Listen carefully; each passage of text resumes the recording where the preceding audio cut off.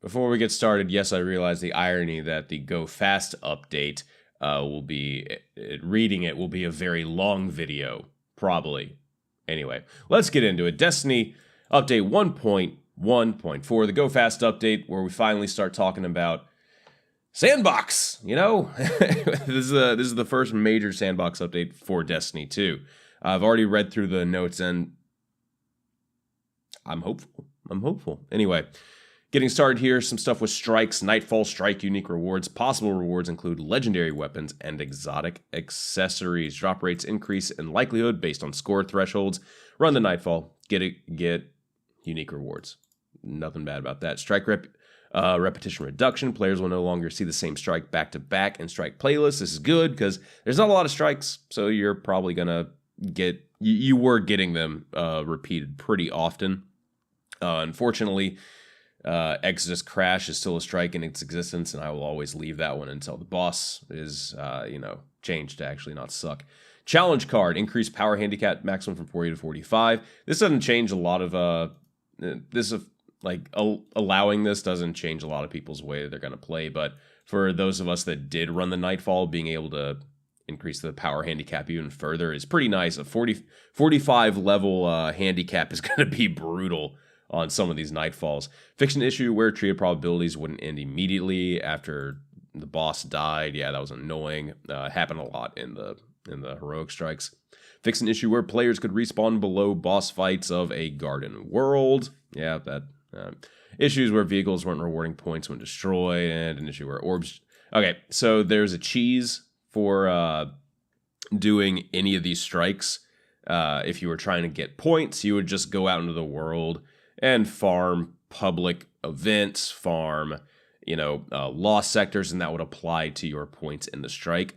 I'm really glad they did this because now instead of the high score of the week being whoever could cheese the hardest, it's run the strike, and there you go.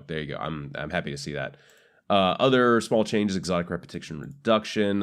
So hopefully you won't get back-to-back exotics from exotic engrams. Yeah, no more Aeon Swifts times infinity, please. Fix an issue where some emblems were not displaying what statistic they track. Prometheus lens correctly appears in the exotic slot for those, but the small stuff. Reduce interaction for patrol beacons from 3 to 1 seconds. Really small, but requested since the start of D2. Fix an issue where applying or previewing a shader on an item would return players to the top page of the shader inventory. That feels good. Okay, now what you all actually tuned in here for, 3 minutes into the video. Sandbox stuff. Starting out with pulse rifles. Increase the PvE damage for all pulse rifles by 16%. Increase the rate of fire for adaptive and high impact. So adaptive is medium. High impact is the highest impact, so the slowest rate of fire ones. Adaptive gets an 8.3% increase, so from 360 to 390. High impact from 320 to 340 RPM. These changes combined with both the PvE damage increase and then an increase in base damage for basically all pulse rifles. So adaptive getting a 14.5 to 16% base increase. High impact from 16 to 18. Rapid fire from 12 to 12.5. That doesn't seem like a lot, but it is a 4.2% increase. You're probably not going to notice it in PvP. Damage numbers might change just a very slight amount, but yeah. These changes do stack for PvE though. So you're getting a base damage increase. And then also on top of that, you're getting this other increase here. This applies for all weapons.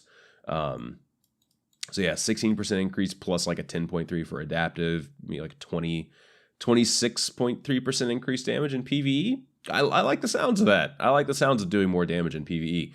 Increased precision multiplier for lightweight pulse rifles from 1.5 to 1.6. Probably not going to notice that too much, but decreased precision multiplier for adaptive pulse rifles. This is most likely due to them getting a pretty generous base damage increase plus a rate of fire increase. Design notes, it keeps precision damage close to where it is now, but when you factor in the base damage and rate of fire buffs, it puts most of the buff into body shots, but in the end, this still increases precision damage overall. This is good because this means they're switching away from I'm calling it the D2 pulse rifle balance at the basically right now in Destiny 2 until this patch comes out. Pulse rifles are entirely balanced around you hitting every single shot as precision.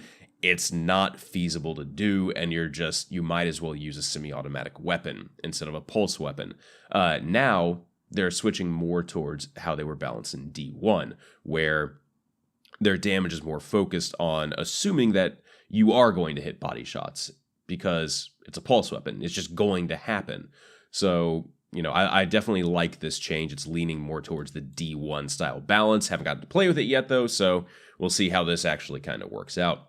Scout rifles increase PvE damage for all scout rifles by 15%. Fantastic. And then increase the base damage for high impact scout rifles from 37 to 40, so an 8.1% increase, so like a 23% increase overall for PvE damage, at least for these. I'm looking forward to using some of the higher impact scouts. They're my favorite type of scouts, but you just don't get to use them that much because they suck right now. Hand cannons increase PvE damage for all hand cannons by 15%. Precision hand cannons deal more precision damage, increasing from 1.5 to 1.x, so a 6.6% increase. That's like the really fast rate of fire ones that got introduced with Curse of Osiris. Increase hipfire accuracy when using controllers on console and PC by 33%. That's significant because hipfiring with them kind of sucks right now, but using it with mouse and keyboard, it's fine. Increase the ADS accuracy when using controllers on console and PC by 25%. Again, really solid. See some aim assist love for hand cannons. Sidearms increase the PvE damage for all sidearms by 15%. Hipfire accuracy, reduced cone. So instead of when you're hip firing, it tends to be kind of like this. Now it'll be more like this in terms of where your bullets are going to go. Increase ADS accuracy, reduce cone by 12%. Again, when you're aiming down sights, even finer shots, which is really good because right now they're accurate.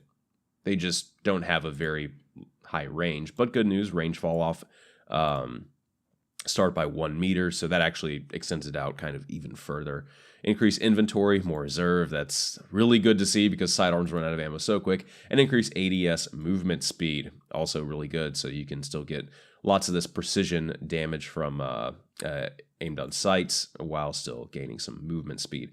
SMGs increase PvE damage for all submachine guns by 10%. Submachine guns actually do a good amount of damage in PvE. The only thing that sucks is, their inventory reserves, which is getting increased. So just a small damage increase, 10%. Sounds good. And then setting optics to 1.3. So what this means is all the optics are going to be at 1.3. For some, this means it's, widening. You're going to be able to see more. For other optics, it means it's narrowing. So they're setting that to be the same across the board. Linear fusion rifles increase PvE damage by 50% for all of them. I mean, first thing I'm doing is getting a fusion rifle up in the patch. I'm just going to go pew-pew stuff. That sounds fun. Increased aim assist, decreased flinch multiplier. All of this is awesome. Shotguns increase PvE damage for all shotguns by 35%. Increased inventory, good. More ammo is just always good. Increased aim assist on Suros precision shotguns. So the slug shotties, going to be a little bit easier to hit those precision shots. I welcome it.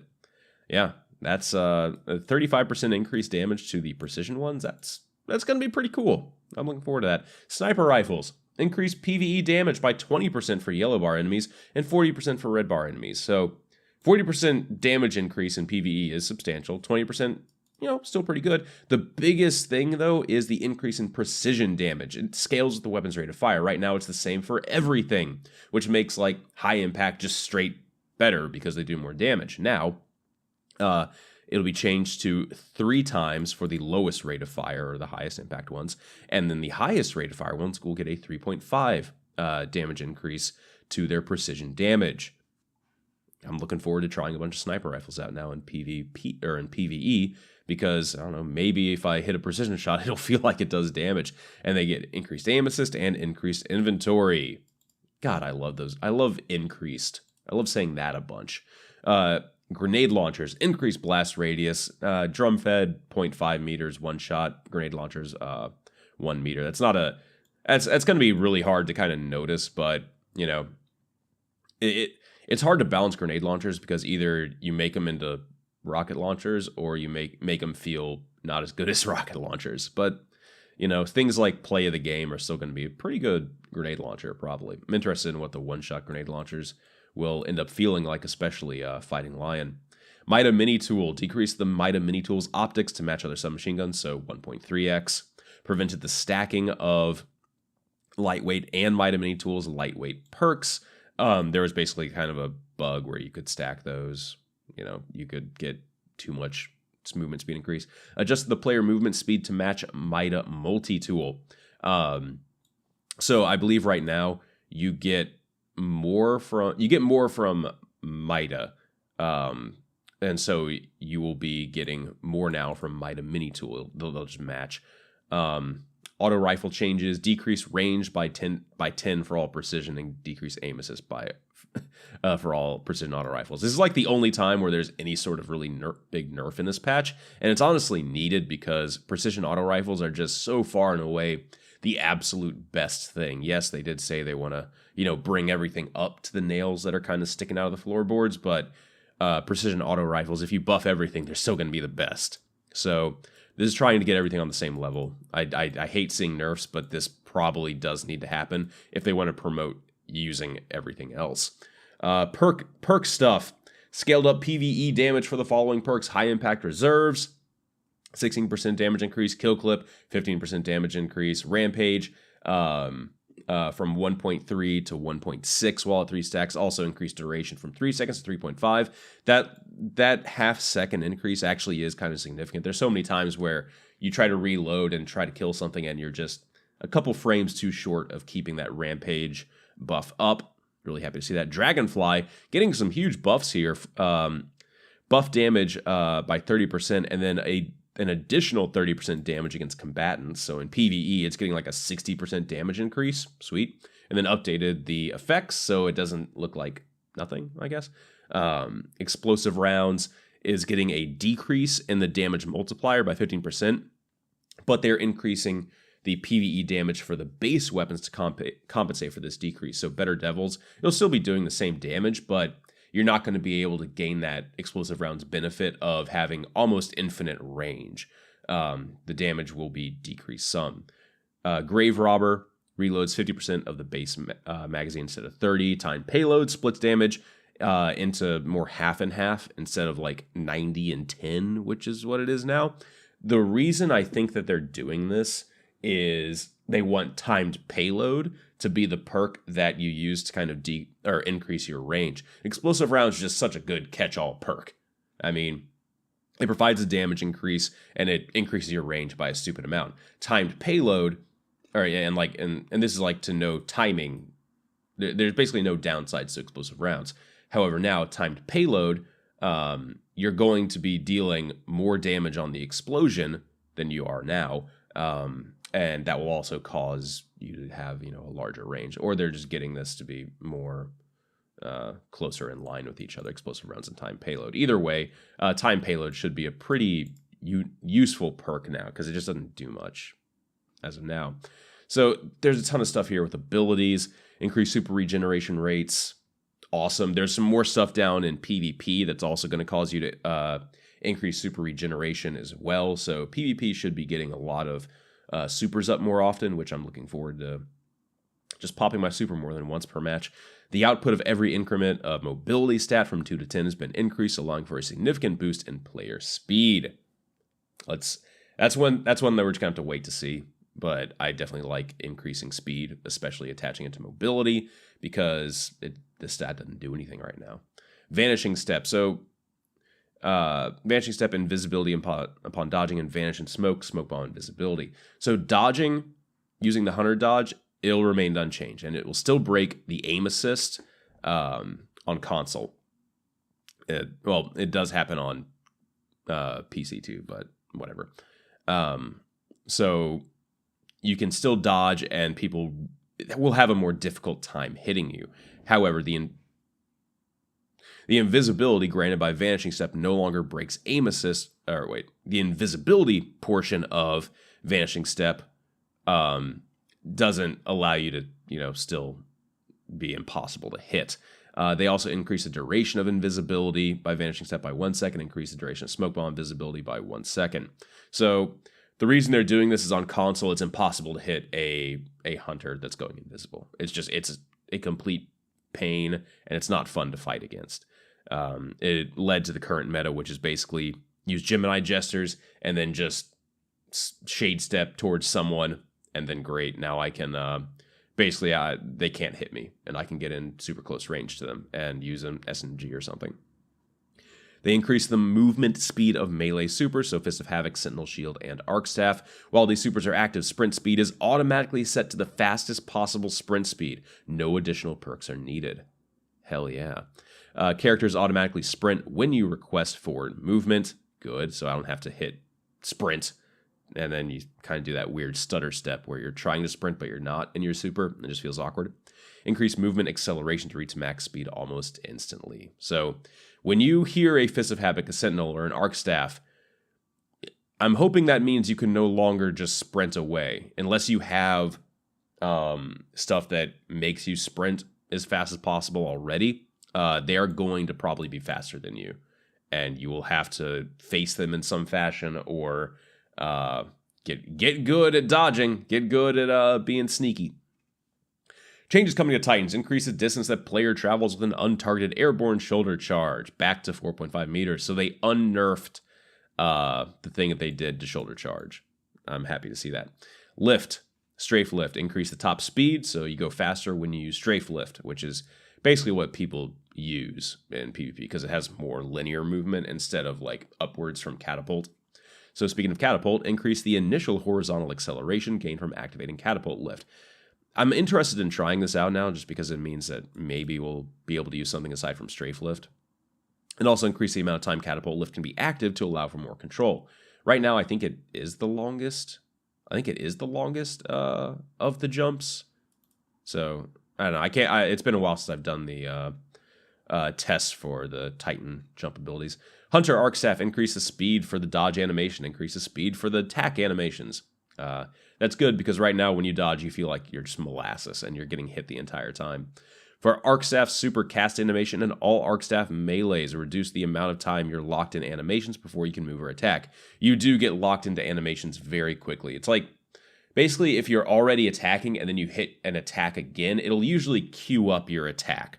And with faster attacks and everything, hopefully you won't be locked into animations and die as often in PvP and PvE. And increase the AoE damage of all Arc Staff attacks. It's already kind of generous, so that's gonna be cool to see. Arc Staff sounds like it's gonna be pretty gnarly in PvP. Looking forward to it. Warlock Glide, overall increase the initial extension of vertical speed gained from activating Glide to allow for quick on-demand bursts of speed. Yeah, because right now, it feels like you kind of slow down from using it. Strafe Glide, increase the top speed of Strafe Glide. Greatly increase the horizontal acceleration for more in-air maneuverability. Increase the Strafe Glide max height to match the other vertical movements. So you're going to be able to go fast sideways and still get really good height from it. Burst Glide, increase the top speed higher than Strafe Glide. So if you want to go fast, Burst Glide probably going to be the thing that you want to do. However, I think Strafe will probably still be the thing that you'll want to use just because it maneuverability. Maneuverability is always key here.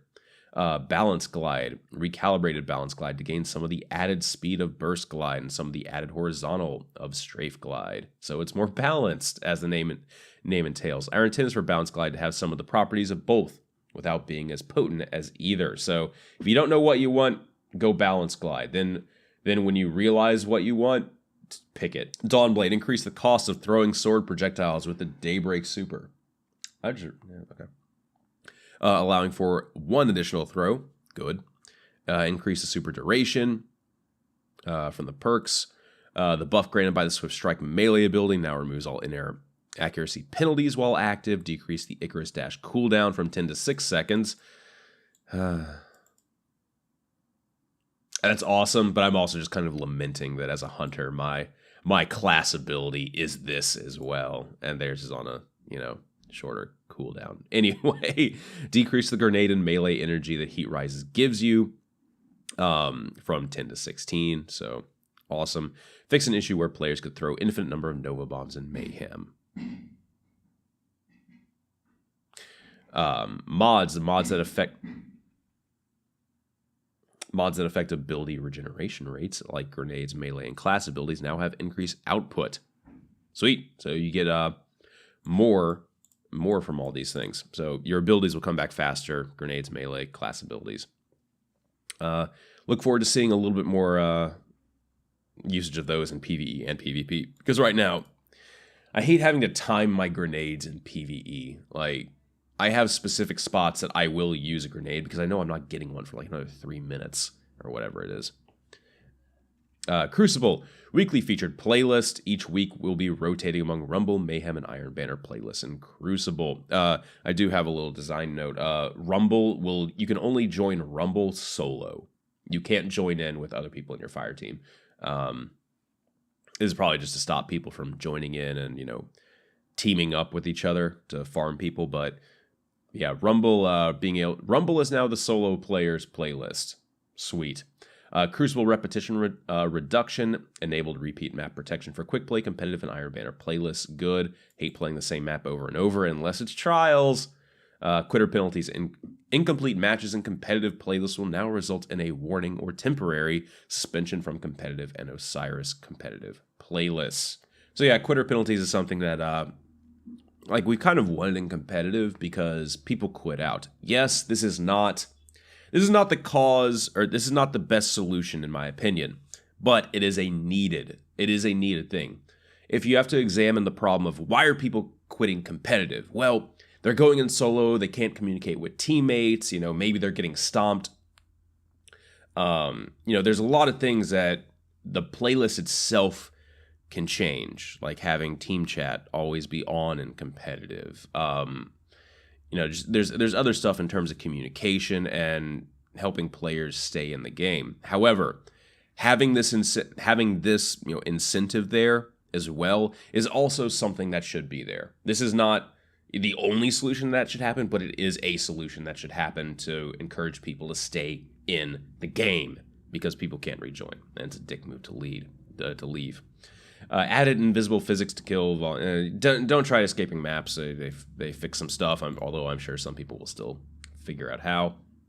Iron Banner. None of this is really new information. But hey, it's here on the screen for like the next 3 seconds. Oh yeah, Emperor's Respite has been removed from Iron Banner control playlist. So what that tells me is that they're not fixing it. They're not fixing the control points on it anytime soon. Power ammo, yeah. Crucible gameplay ammo improvements, quick play, clash control, supremacy, match length has been extended to 10 minutes with score limits adjusted accordingly. All modes increased assist and kill credit times from 2 to 2.5 seconds. Increased super energy granted to players for both kills and assists. Players who are defeated while carrying power ammo will lose all of their power ammo and drop 50% of it on the ground as a brick. The brick is visible to all players and anyone can pick it up. The brick expires after 30 seconds. The brick requires you to actually interact with it instead of just passively walking over it. So no, if you kill someone, their teammate can't walk over and, pick up the heavy ammo. Your teammate can't accidentally pick up the heavy ammo that you righteously claimed or, killed the wielder. You have to actually kind of stop, look at it, get the thing. Good. So no accidental taking of the heavy ammo. This interaction can be interrupted if the player takes damage, just like all other interactions in the game. So there's going to be, power ammo is going to be way more prevalent now with this change. I am kind of worried that the overall pace of PvP is going to be dictated by whichever team can, control power ammo better. And it's going to feel really bad if everyone's running around with weapons that basically, one shot or do significantly more damage than your, kinetic or energy. And trying to combat that is going to be difficult. However, there's some other stuff in here where you're going to be getting your super up more often, sandbox changes to allow you to get your abilities up a little more often. So hopefully we will have a little bit more ways to combat it. At the same time, it is just something that I'm worried about right now. I don't know.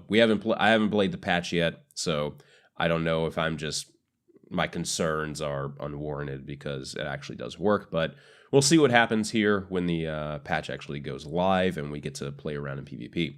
Quick play, all modes, match length has been extended to 10 minutes with score limits adjusted. Respawn for all quick play games has gone down from 5 to 2 seconds, so back in the fight quicker.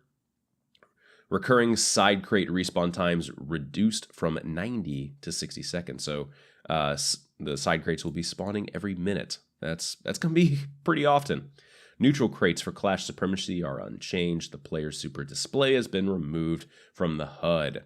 The player's super display has been removed from the HUD. Players can still access this information in the death screen and while in nav mode. So basically, bring out your ghost to see this information, but it's not going to always be there. I'm kind of interested to see why this change happened, but the player super display will remain in competitive. So competitive is where you want to have this information readily available. Maybe for quick play, it's something that people just don't care about, or it just clutters the screen up too much. I'm the type of player that likes this information at all times. I don't want to have to pull out my ghost, stop running, or whatever. So I don't know. I wish that was kind of a toggle that you could have. Yeah. Control, reduce the initial side crate power spawn respawn times from 90 to 30 seconds. 30 seconds for those power ammo spawns on the initial side, on the initial spawn at least. Change the amounts of super energy players get for capturing zones. Players on the capturing team get slightly less than before, but players participating in the capture itself get 2 times that amount. So, yeah. Clash Supremacy initial side crate power respawns from 90 to 60 seconds. In competitive, this includes Trial to 9, all modes, trackers turned off. This is to enable more flanking and expression of individual power. Yep, you will be able to flank if people can't see where you're coming from. Personally, I don't like this change. I'm fine with it in trials because it's assumed that you're going to be talking with the team. You know, you have ways of communicating there. However, in the competitive playlist, in my opinion, I think the radar should be there because audio cues are not... They're just not there. They're not there to allow for a solo player. Yes, I know competitive, but people are going to join solo. The information isn't there for a player to actually kind of make all these choices. And then if you're on console, input methods, you can't check every corner like you can on PC instantaneously with a mouse and keyboard. You have to actually turn with a controller stick. I don't like this change. However, I'm not the type of player that's going to be going into competitive often. So, there's that. I don't know. I never played Inferno because I just didn't like playing without radar. I'm the type of player that I'm going to be sticking to quick play for PvP for sure. Survival reduced the recurring neutral crate respawn times from 75 to 45 seconds. So good God, Survival will have so much power ammo. Reduce the respawn time to 7 seconds. Also good. Because it takes a while for you to respawn. Countdown, reduce the recurring side crate respawns from 60 to 45 seconds. So you will get the that ammo pretty quickly. Again, lowered revive knockout time from 27 seconds to 7 seconds. That's one of, honestly, the best increases. Because Countdown, it felt like if someone died, they were actually dead. Getting a revive was usually kind of rough. Unless they died really early in the round and... the other team was really late on capturing or starting the countdown. It was just so difficult to actually recover them. Yes, you should be punished for dying in these types of game modes, but if the revive option is also available there, it should be feasible to be able to revive them if you're supposed to play with it. And 20 seconds is just, it's rough. Players no longer lose revive tokens on death as well. So even if you kill someone, they're still going to be able to revive. Later. You only get 1 token, but hey. Yeah, I'm interested to see how these 2 changes specifically are going to play out, especially when we're going to be seeing power ammo more often in the countdown playlist. It definitely will speed it up. I'm wondering if it'll just turn it into shorter survival. I don't know. I feel like the countdown timer might have to change some if all of these changes also are going in. Something we'll just have to community will have to play around with. Crucible power ammo crates there's so many changes to these rockets. You don't the significant changes. Everything is getting increased except rockets, Wardcliff coil, and swords. Swords are getting a decrease. Wardcliff coil staying the same. Rockets are going from 2 to 1. They're like some notable things. Prospectors going up to 8 grenades. That's cool. Yeah. Most everything else staying the same. Snipers, Darcy is going up to 8 shots. Borealis going up to 8 shots. All right. That's it for the patch. As far as impressions, hopeful optimism is a phrase I toss out a lot, and it's definitely something that I'm very hopeful here because we're seeing a lot of damage increases. In PvE, this is going to be pretty huge. Yeah, this is just going to be huge overall for PvE because we're actually going to feel like we're doing damage instead of just, not right now. In PvP, I don't think a lot of these damage changes are going to have a huge impact. I think most of the impact from time to kill is going to be in the form of power ammo, which is a very abrupt change because most power ammo things are, well, it's like almost instantaneous. However, the base increase changes plus getting your super more often from ability stuff and ability cooldown changes, plus being able to pick up power ammo. I feel like the pace of PvP will change. However, I don't know if it will be because of time to kill. It will definitely be because of movement. So you will be able to probably, if you're good with movement, you'll be able to do pretty well with this. So yeah, let me know your thoughts. God, I hope I didn't. God, I hope I'm not completely off base with a lot of my assumptions on this stuff. But I'm looking forward to playing this. The patch is downloaded. I'm just waiting for the servers to go back up. See you guys in game.